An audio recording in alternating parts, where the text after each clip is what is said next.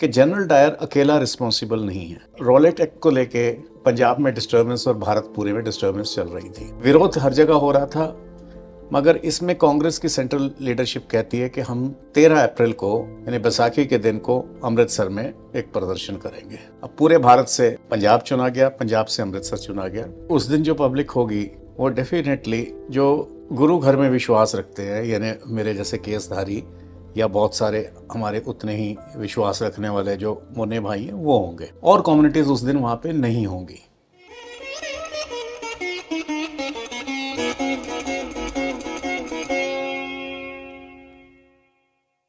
सब दर्शकों को राम राम, सत श्री अकाल, जय जिनेंद्र। विषय एक बड़ा साधारण सा है कि हम लोगों को समझने में भूल करते हैं। जहाँ तक आज का विषय है जलियांवाला बाग मैसेकर का, एक हमारे दिमाग में 2-3 चेहरे आते हैं, जनरल डायर और फिर उधम सिंह जी। और ज़्यादा अगर किसी को कहते हैं कि who is responsible, General Dyer, और उधम सिंह जी ने उनका बदला लिया, बात खत्म। जलियांवाला केस इतना ही हम जानते हैं। या बहुत कोई विद्वान होता है तो वो जनरल ओ डायर की बात करता है, जो उस समय लेफ्टिनेंट गवर्नर थे पंजाब के। मगर ये इतना साधारण नहीं है या इतना सिंपल नहीं है जितना हमें दिखता है। हम जो अब तक मानते आए वो ऐसे मानते आए कि अचानक डायर को गुस्सा आया, अपने ऑफिस में बैठे, ये प्रोटेस्ट क्यों हो रहा है, और वो उठ के चला गया और वहाँ पे उसने सारा वो कर दिया। अब हम इस चीज़ को लॉजिकली एक एक चीज़ को एक एक पॉइंट को देखें, then we come to a logical conclusion. आज जैसे मैंने पहले भी एक उसमें कहा था, आज 103 साल बाद या 104 साल बाद हम ये प्रूव नहीं कर सकते कि क्या क्या एग्जैक्टली हुआ था, बट डेफिनेटली जो चीज़ें हमारे सामने आज प्रेजेंट हैं, जिनको हम देख सकते हैं, जो रिकॉर्ड्स हैं, उसमें से जब हम देखते हैं तो इसको इस तरह से देखा जाता है। मैं इस तरह से एटलीस्ट देखता हूँ, और मेरी इस तरह की वो है कि जनरल डायर अकेला रिस्पॉन्सिबल नहीं है। General Dyer was the executor, he was the butcher of Amritsar. उसने जो कत्लेआम किया वो तो रिस्पॉन्सिबल है ही, मगर क्या उसके अलावा भी कोई प्लानिंग या कोई कॉन्स्पिरेसी थी? जनरल डायर जिसे हम कहते हैं, he was a colonel posted somewhere in Jalandhar. Rowlatt act को लेके पंजाब में डिस्टर्बेंस और भारत पूरे में डिस्टर्बेंस चल रही थी, और हर जगह प्रदर्शन हो रहे थे, क्योंकि वो पूरे भारत पे था, जिसमें आज का बांग्लादेश और पाकिस्तान भी आता है। पंजाब में अगर हम पंजाब की बात करें तो 4-5 टाउन्स में काफ़ी गोलाबारी हो रही थी, मतलब पुलिस अटैक्स कर रही थी, ये सब हो रहा था। जिसमें सबसे ज़्यादा लाहौर में, शेखुपुरा में, गुजरांवाला में ये सब हो रहा था। अमृतसर में भी हो रहा था, और भारत में हर जगह हो रहा था, कराची में भी हो रहा था, सब जगह हो रहा था। तो अब इसमें इस विरोध हर जगह हो रहा था, मगर इसमें कांग्रेस की सेंट्रल लीडरशिप कहती है कि हम 13 अप्रैल को यानी बैसाखी के दिन को अमृतसर में एक प्रदर्शन करेंगे। अब पूरे भारत से पंजाब चुना गया, पंजाब से अमृतसर चुना गया। तो उसका एक कारण ये था कि उसमें खैर कुछ गलत भी नहीं है। एक कारण ये था कि रेडीमेड फुटफॉल मिल जाएगी, क्योंकि बैसाखी का दिन है और श्रद्धालु आए होंगे दूर दूर से, पूरे भारत से, पूरे विश्व से आए होंगे श्रद्धालु। तो हमारे को ज़्यादा कोई इनविटेशंस देने की ज़रूरत नहीं पड़ेगी। और क्योंकि अमृतसर जो लोग गए हैं, हरमंदिर साहिब और जलियांवाला बाग एकदम सटे हुए हैं। तो होता क्या, आज भी ऐसे होता है कि लोग जो गोल्डन टेम्पल जाते हैं, हरमंदिर साहब जाते हैं माथा टेकने, वो जलियांवाला बाग भी हो आते हैं। जो जलियांवाला बाग जाते हैं वो उधर भी हो आते हैं। तो इसमें कोई बड़ी बात नहीं है। तो ये था कि वहाँ पे एक रेडीमेड हमें पब्लिक मिल जाएगी। दूसरा ये है कि उस दिन जो पब्लिक होगी वो डेफिनेटली जो गुरु घर में विश्वास रखते हैं, यानी मेरे जैसे केसधारी या बहुत सारे हमारे उतने ही विश्वास रखने वाले जो मुन्ने भाई हैं वो होंगे, और कम्युनिटीज़ उस दिन वहाँ पे नहीं होंगी, नेचुरल सी बात है। जो होंगे और जो उस दिन वहाँ पे थे, सभी कम्युनिटीज़ थी, वो थे जो लोकल दुकानदार थे, लोकल कोई रहने वाले थे, और जो वहाँ पे गरीब आदमी रेडी खोमचा लगाने आ जाते थे, भाई आज बहुत बड़ा पर्व है, मेला है, त्यौहार है, तो किसी भी मज़हब से होता था, आके अपना बेचारा सामान बेच के, खिलौना बेचा, ये बेचा, चला गया। तो वो कुछ लोग थे, बट इंटेंशनली कोई 200-500 मील से हरमंदिर साहब नहीं आएगा उस दिन, अदर देन मोने और सिख, जिसे आज हम हिंदू सिख कह रहे हैं, उनके अलावा कोई और नहीं आएगा।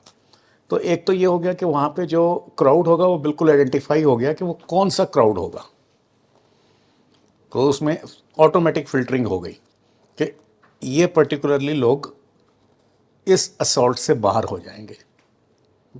जैसे अभी कसाब ने जब का इंसिडेंस देखते हैं, जब वो बुरके वाली आती है तो वो गन नीचे कर देता है, या इस तरह की चीज़। तो दूसरी चीज़, जनरल डायर को कुछ समय पहले ही बुलाया गया था, and he was a colonel in Jalandhar, he was not a general. उसे एडहॉक बेसिस पे बुलाया गया फटाफट, आनंद फानन में, क्योंकि हर अफसर का प्रोफाइल होता है, पता होता है कौन किस हद तक गिर सकता है, किस हद तक उठ सकता है। शायद जो दूसरा अफसर वहाँ पे हो उससे उनको इतनी उम्मीद ना हो कि वो इतना स्ट्रॉन्ग एक्शन ले सकेगा, क्योंकि उसके प्रोफाइल में जो भी साइको प्रोफाइल हर अफसर का बनता है, सब कुछ बनता है, तो वो एक बहुत नस्ल प्रस्त आदमी था और स्टॉन्च क्रिश्चियन था। अब यहाँ पे सिर्फ बात अंग्रेज़ों की नहीं है, यहाँ पे Christianity, because let's say British and Christianity different at least at this point, कहीं पे कॉमनैलिटी भी होगी मगर यहाँ पे अलग अलग हम देख रहे हैं। तो वो एक नस्ल प्रस्त रेसिस्ट आदमी था, और उसको आखिरी तक वो अपने उस पर स्ट्रिक रहा। वो कर्नल था, उसको एक ब्रिगेड का चार्ज दिया गया, so he was general commanding officer of the brigade, he was not a general. तो महानता और गुणगान हमने उनके कसीदे तभी डायर साहब के पढ़ने शुरू कर दिए जैसे उसको कर्नल से जनरल की, मतलब हमने अपने से ही उसको प्रमोशंस देनी शुरू कर दी। अब इसको ऐसे देखा जाए अगर, कि जो जनरल डायर आया था, कर्नल जनरल जो भी हम कह लें, उसको अमृतसर का कुछ ज़्यादा ज्ञान नहीं था, वो कुछ घंटे या कुछ दिन पहले ही पहुंचा था वहाँ पे। और ये वेन्यू अमृतसर में ऐसा है जो मौत का कुआं है। जो लोग जाते हैं उन्हें पता है कि वो एक बहुत बड़ा बाग है जिसके जो घिरा हुआ है सब तरफ बिल्डिंग से, और उन बिल्डिंग्स की बैक है, उसमें कोई दरवाज़ा नहीं है, कोई खिड़की नहीं है, और 3-3 मंजिल बड़ी बिल्डिंग्स है जिस पे कोई क्रॉल करके ऊपर भी नहीं चढ़ सकता। एक 10 फुट तक तो आदमी कैसे मैनेज करेगा, एक आदमी खड़ा होगा, दूसरा उसकी पीठ पे कंधे पे छलांग लगा के अंदर चलाए। मैं वहाँ से, जैसे वो सर्कस में वो होता है ना मौत का कुआं जिसमें मोटरसाइकिल चलती है, ये मतलब उससे बाहर जाने का कोई आपको रास्ता नहीं है। अब ये बात डायर को तो नहीं पता थी कि अमृतसर में कितने कितने मैदान हैं और हमें कहाँ पे वो फिक्स करना है। अब ये अब ये जो गैदरिंग थी, जो जलसा था, कि किसने कॉल किया था? कांग्रेस ने। पूरे भारत में से अमृतसर, चलो अच्छी बात है कि या कोई भी, उनको अधिकार है, कहीं पे भी कर सकते हैं, पूरा भारत है। वो एक बेनिफिट ऑफ डाउट या कोइंसिडेंस हो सकता है कि कहीं तो करना था, चलो अमृतसर में हो गया, और अच्छी बात है, उस दिन एक क्राउड भी मिल जाएगा, और क्राउड भी रेस स्पेसिफिक मिलेगा, रिलीजन स्पेसिफिक मिलेगा, तो चलो। अब इसमें ये जो फिक्स करती है, जो कमेटी होती है, उसमें एक बड़े एक्टिव साहब थे, सैफुद्दीन किचलू साहब, उनकी अध्यक्षता में ये सारी चीज़ें होती हैं। और सैफुद्दीन किचलू साहब ना खाली कांग्रेस के जनरल सेक्रेटरी थे, वो मुस्लिम लीग के भी जनरल सेक्रेटरी थे, और खिलाफत मूवमेंट के वन ऑफ द आर्किटेक्ट्स थे। आप देख सकते हैं कि ये इनकी जो फ़ोटो है, ये दो बड़े क्लोज एसोसिएट्स हैं, किचलू साहब और डायर। डायर को खाली साहब नहीं कहूँगा, कुछ लोग तो उसको डायर भगवान भी कहते थे, और बाकायदा इस तरह के उनको खिताबों से नवाजा गया, सेवियर ऑफ पंजाब। अब उन्होंने पंजाब की बहुत बड़ी सेवा करी थी। तो अब स्टेजेस में जब हम जाते हैं, नंबर वन के उस जगह को आइडेंटिफाई किसने किया। आज भी कोई इंसिडेंस हो जाता है, कहीं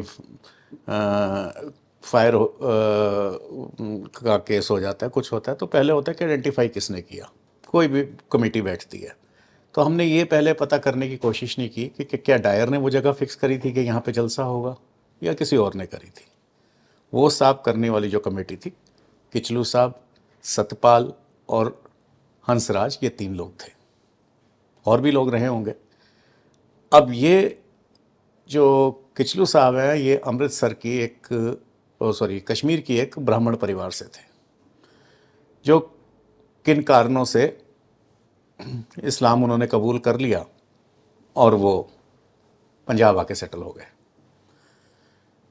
तो कभी सियालकोट और कभी आसपास ये रहे, और अमृतसर इनका सेंटर रहा। और किचलू साहब की अमृतसर में 5 मंजिली हवेली भी थी। बचपन वहाँ गुजरा, उनकी कर्म भूमि वो थी। तो किचलू साहब जो थे वो अमृतसर के एक एक गली को पहचानते थे, समझते थे, उसका एक एक गली का उनके पास वो था। और वो ये भी जानते थे कि इस कुएं में जो जाएगा वो वापस नहीं आ सकता, अगर बाहर एक छोटा सा एक गली है उसको ब्लॉक कर दिया जाए तो ये आर्मी में भी स्ट्रेटजी होती है कि कहाँ से सप्लाई लाइन काटनी है, कहाँ से नहीं काटनी। और हंसराज जी एक फौजी थे। अभी तो हम बात कर रहे हैं कि जनरल डायर ने फायर करा, ये करा। अगर जनरल डायर फायरिंग नहीं भी करता, कोई स्टैम्पीड हो जाती, आग लग जाती, कुछ ऐसा हो जाता, तो भी उससे निकलने का कोई रास्ता नहीं था। वो मैदान ऐसे थे कि लोग ठीक है कैजुअली आके बैठ जाते थे, मगर इतनी भीड़ नहीं होती थी कि कोई जलसा, मतलब रोज़ ऐसी भीड़ नहीं होती थी। चलिए, जलसे का भी हो गया कि उन्होंने एक मैदान को अच्छा लगा, ये है। और ये उन दिनों हो रहा था जिससे पहले पिछले 10 दिन में बाकायदा फायरिंग हो रही थी पुलिस की और मिलिट्री की, जिसमें इंक्लूडिंग एरियल फायरिंग हो रही थी। हेलीकॉप्टर से भी गोलियां बरसाई गई थी जो लोग इस तरह के जलसों में जाते थे। तो गांधी जी का पहले उसमें आना फिर ना आना, उनको शायद प्रिवेंटिव अरेस्ट में कर लिया, उन्होंने रख लिया तो वो नहीं पहुँचे। किचलू साहब को पहले ही अरेस्ट कर दिया गया था। तो इसका मतलब उस दिन वो पॉलिटिकल जलसा तो रह ही नहीं गया था। ठीक है, कुछ नेताओं ने, लोकल नेताओं ने स्पीचेस दी होंगी, वो आज भी वो होता है। तो जो प्लेयर्स थे जिन्होंने फिक्स किया था वो वहाँ पे नहीं थे, अदर देन हंसराज।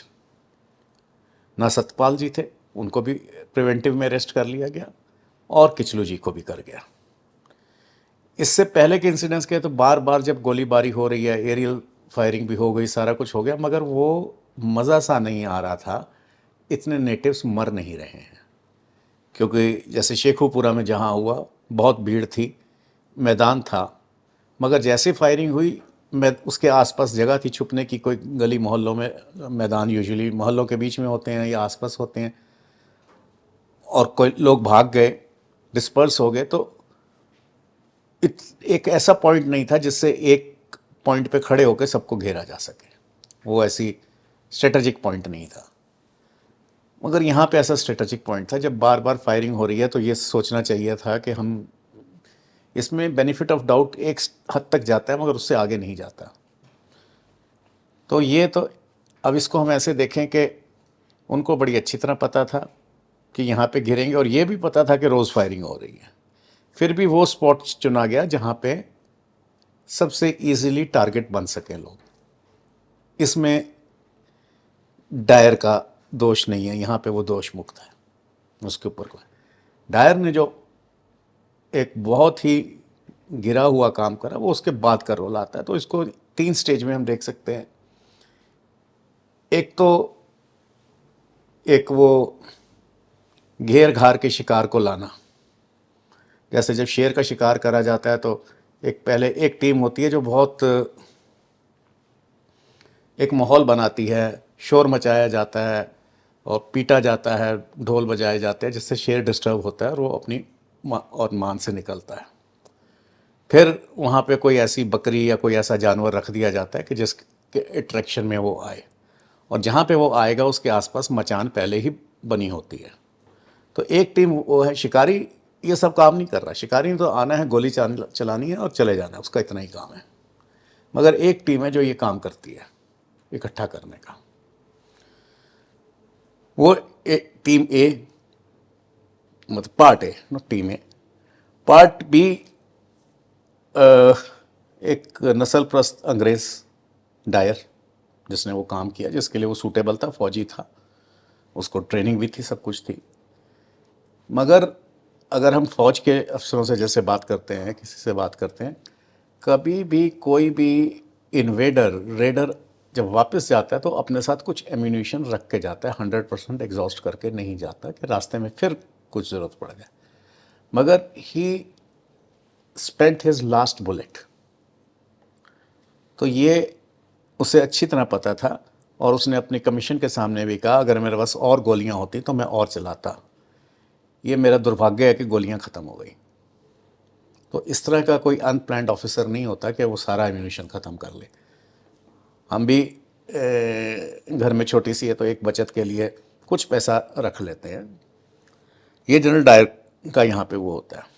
अब तीसरी एक और टीम आती है जिसका काम है कि उसके पाप को धोना, जिसमें सबसे पहले नाम आता है अरूर सिंह शेरगिल का, जिन्होंने डायर साहब को, भगवान डायर को, मतलब उनके भगवान,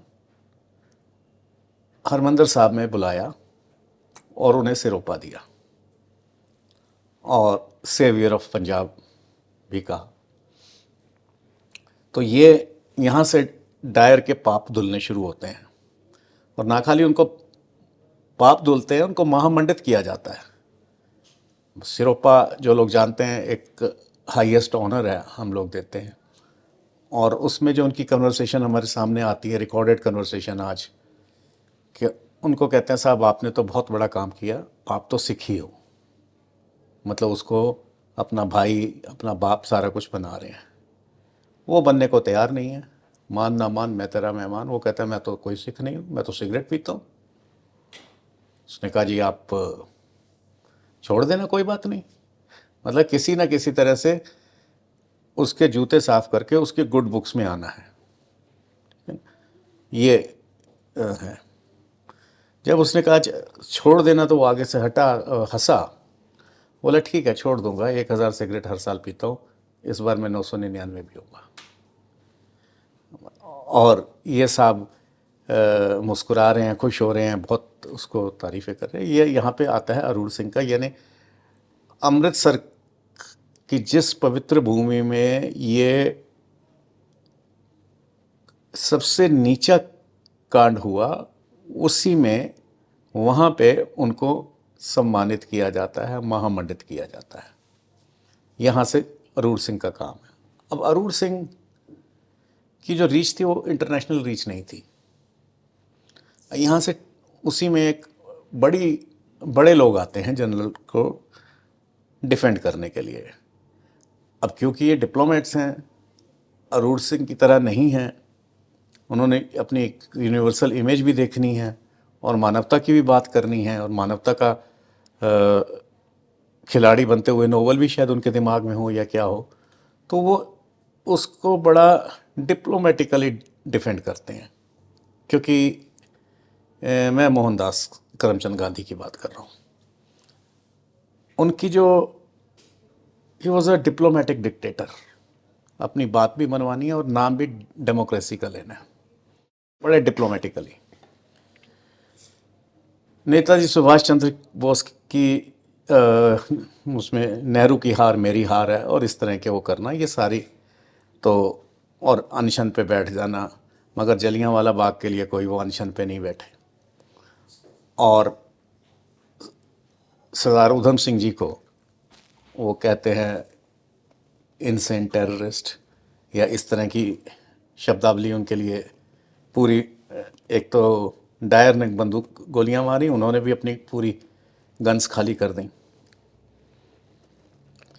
अब ये क्या क्या कहा इन्होंने, और अगले 20 साल तक, मरने के पहले भी और मरने के बाद भी, ओ डायर और कर्नल डायर, जनरल डायर यानी ओ डायर लेफ्टिनेंट, ये दोनों को डिफेंड करते रहे।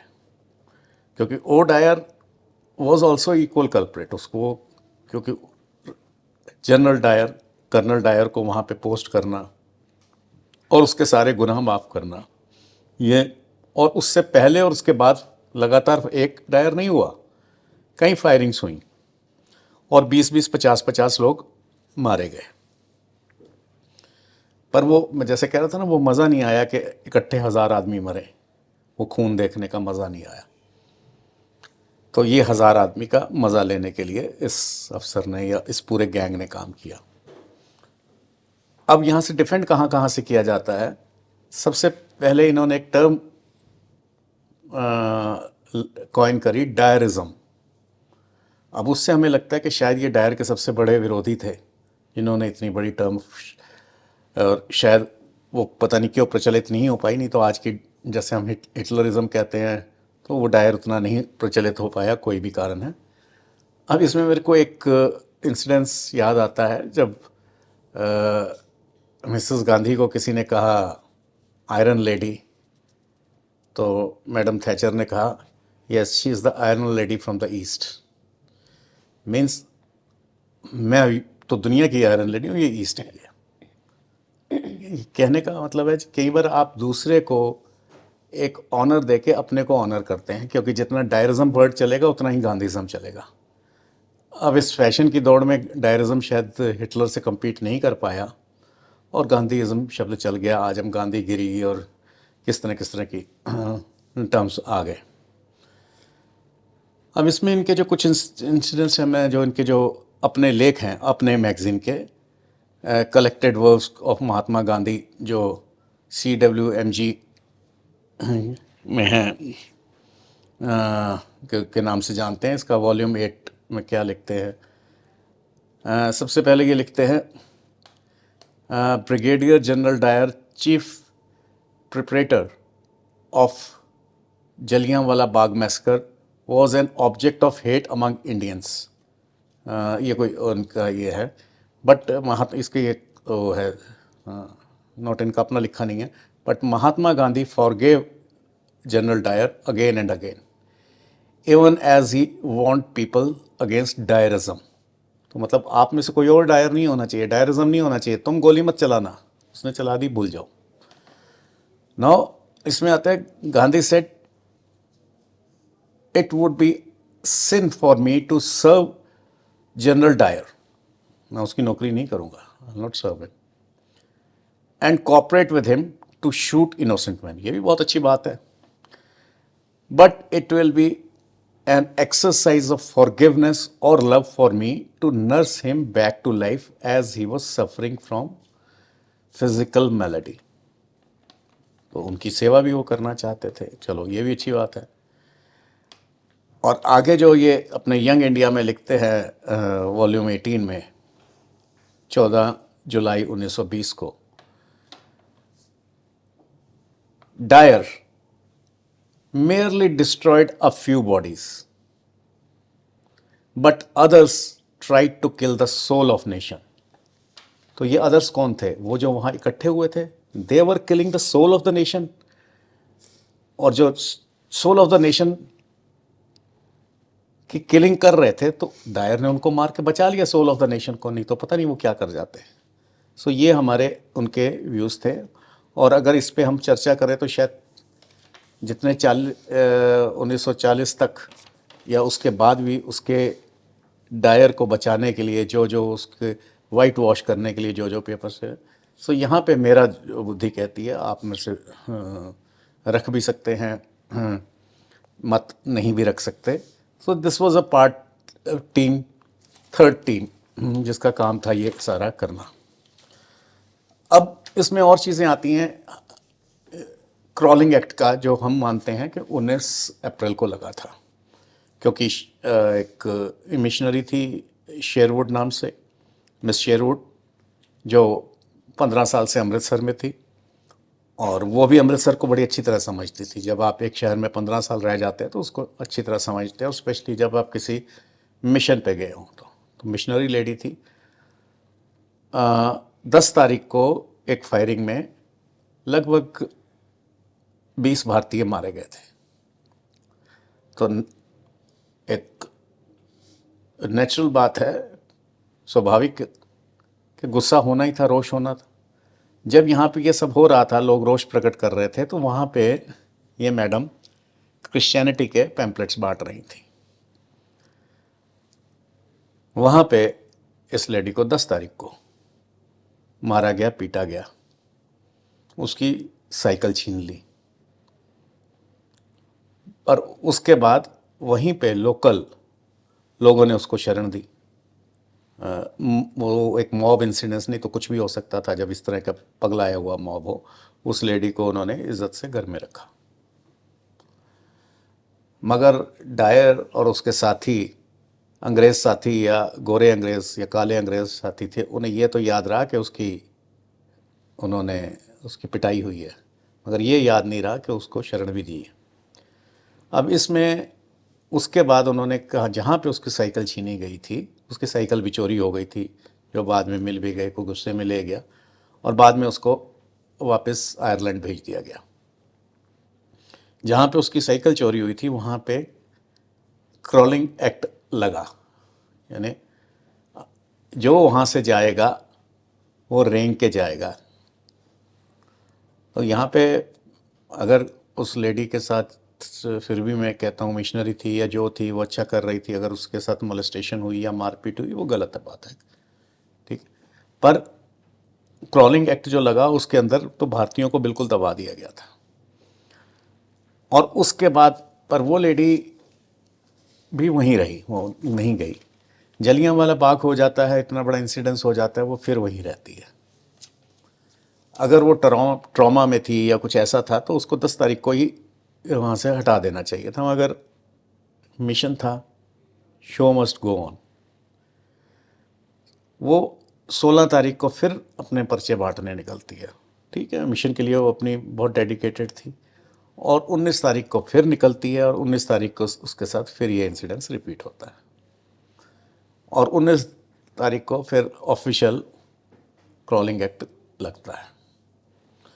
अब हम सिर्फ जलियांवाला बाग और डायर पे बात शुरू कर देते हैं।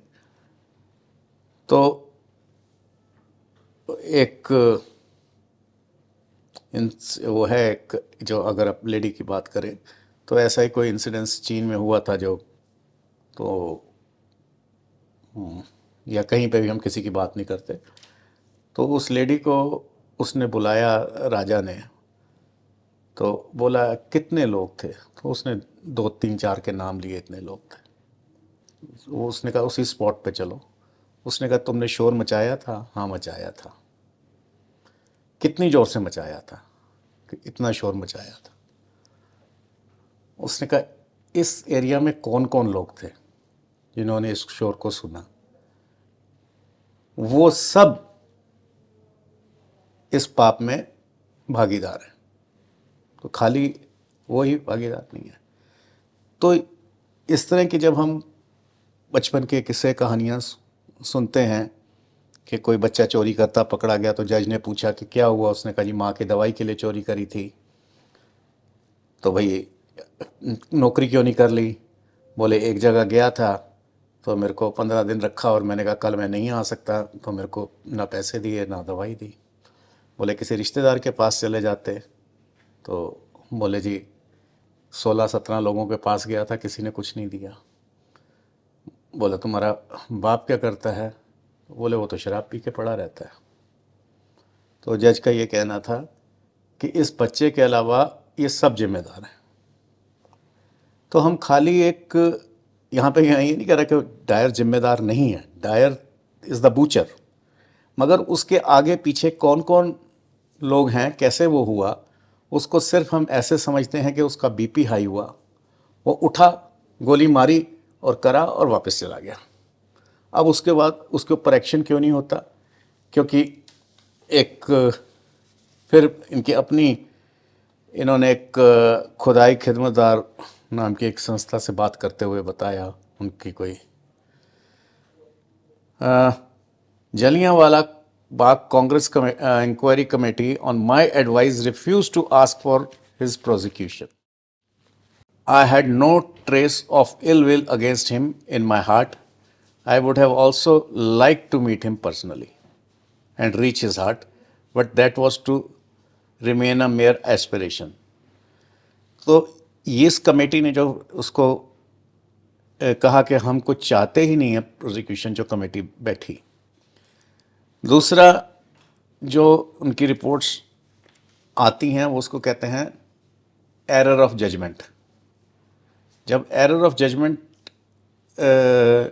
का एक शब्द प्रचलित हो गया, एक वाक्य प्रचलित हो गया, तो उसी एरर ऑफ जजमेंट को आधार मानते हुए O'Dwyer, lieutenant governor of Punjab ने उसको क्लीन चिट दी.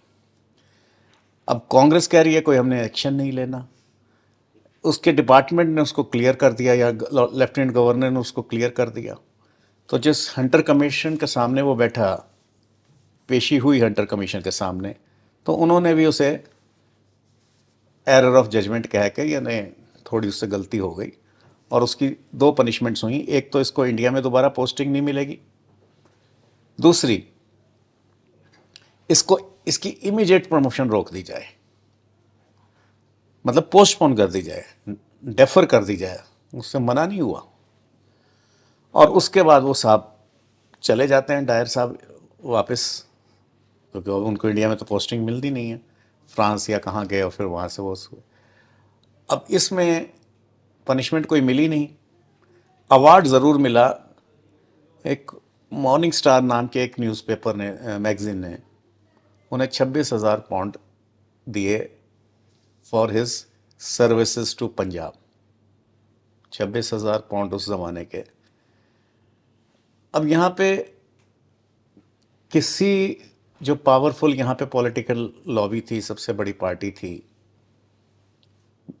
जिनको डायर से लेके सब, जिनकी बात या जिनकी बड़ी अच्छी एक ऊपर तक पैलेस तक जिनकी सुनवाई होती थी, उन्होंने एक शब्द नहीं बोला कि इसको 26,000 पाउंड क्यों दिए गए. एक जगह ये ज़रूर लिखते हैं गांधी जी कि at one point of time he was planning to part some of his savings for the victims from the lectures he delivered. Lectures क्यों डिलीवर, उसकी लेक्चर क्यों सुनने लोग आते थे? क्योंकि वो बहुत बड़ा एक उनके लिए हीरो था. नहीं, बथेरे कर्नल रिटायर होते थे, उसको एक सोर्स ऑफ इनकम भी मिली कि डायर साहब हीरो हो गए. जहाँ वो लेक्चर देने जाते थे उनको स्पॉन्सर्स बुलाते थे और बहुत बहुत पैसा खर्चते थे उन पर. उसमें से वो सोच रहे थे कि कुछ दे दे, पर उन्होंने दिया कभी नहीं. ऐसा गांधी जी का मानना है कि वो कुछ सोच रहे थे ऐसा देने की. तो अगर वो कुछ दे देते तो फिर उनका पाप बिल्कुल ही धुल जाता. तो ये पाप धोने वाले कौन हैं, पाप करने वाले कौन हैं, और उसको पाप का कर्म स्थल बनाने वाले कौन हैं? ये 3 तरह के, जलियांवाला बाग में 3 तरह के लोग हैं जो इसके कल्प्रिट हैं. बाकी हर एक की अपना विचार है. इसके ऊपर मेरी इतनी ही निवेदन है कि इसको हम लोग खुले दिमाग से सोचें और आइडेंटिफाई करें कि वो डायरिज्म या गांधीज़म आज कहाँ तक हमारे को लाभ दे रहा है, हानि दे रहा है, और हम किसके शिकार हैं. मेरे को इतना ही बोलना था. बाकी मेरे देशवासी इसके ऊपर विचार करें. धन्यवाद.